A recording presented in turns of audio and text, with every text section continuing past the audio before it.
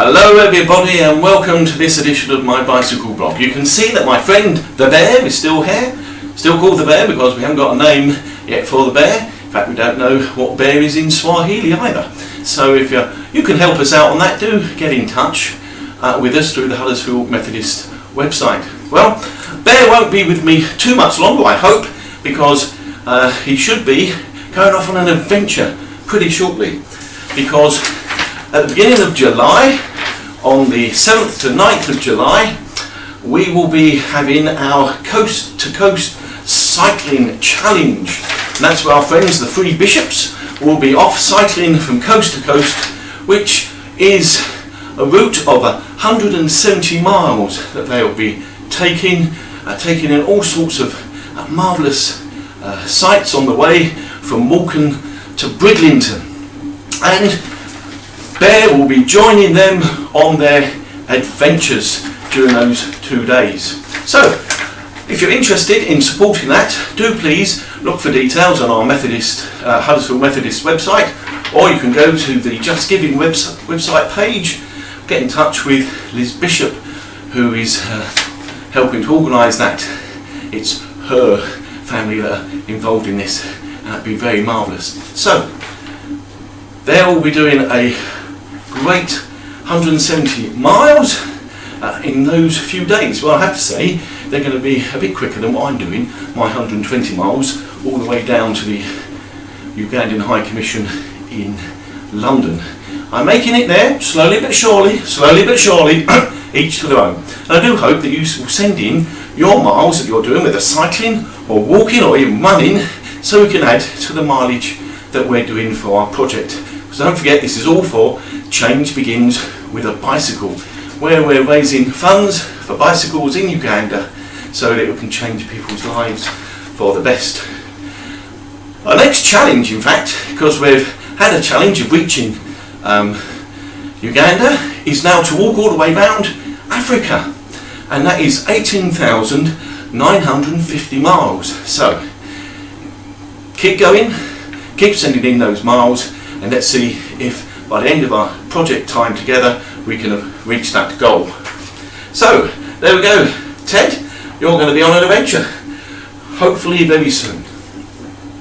So what I thought I'd just share with you today is something that is a bit close to my heart, and perhaps yours as well. It's to do with football. Of course, football season's now over. There's been some times for celebration, some for commiseration. I hope it's not been too bad for you, whichever team that you choose to support.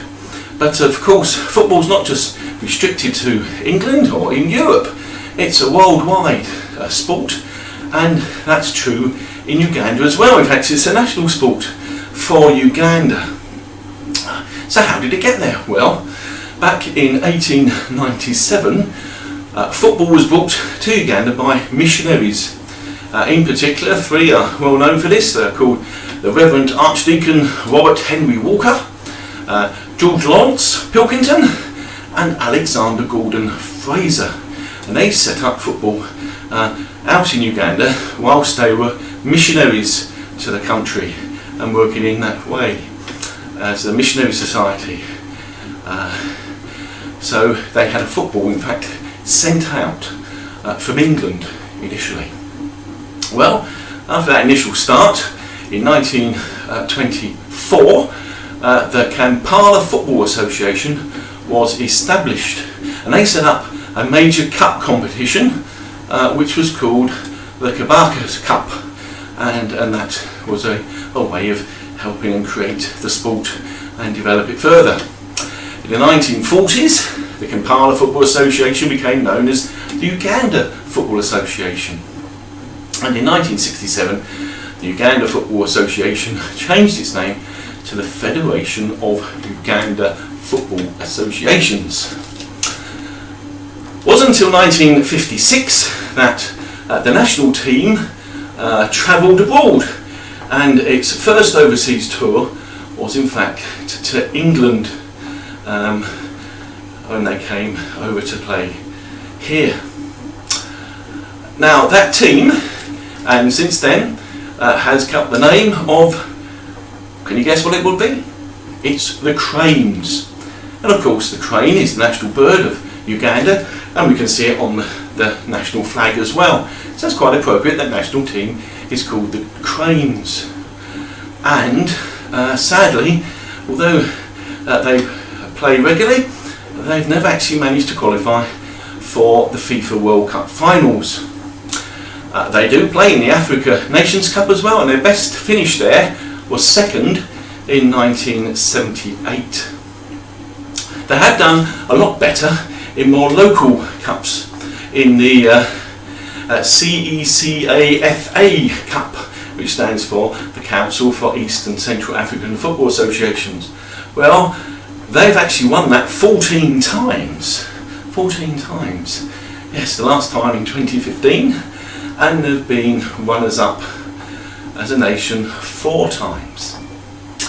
Well, like in the UK, there are sort of local leagues, and there is the top league is known as the Premier League. It was called the Super League for a while, and the recent champions for those were called Vipers Sports Club. That's the fourth time that they've won the title, and they're a team based in Kampala. However, they're not the team that have won the championship the most. That goes to Villa FC, and Villa SC. They've won it 16 times. Can you believe that? 16 times winning the championship there, and they're based in the Mandela National Stadium. The stadium, of course, is named after Nelson Mandela, President of South Africa, and who for many people was and still is a great hero across the world for what he did, standing up for justice and freedoms. So, just a little bit about the Ugandan football setup. Let's hope that the day will come when they will qualify for the World Cup finals, and we'll be able to see them perhaps on our television screens a bit more in action while that's happening. So that's it for this week. I hope that you are all keeping well, and don't forget that if you're feeling a bit starved of football at the moment, it's not long until the Euros begin. So take care and God bless. Bye for now.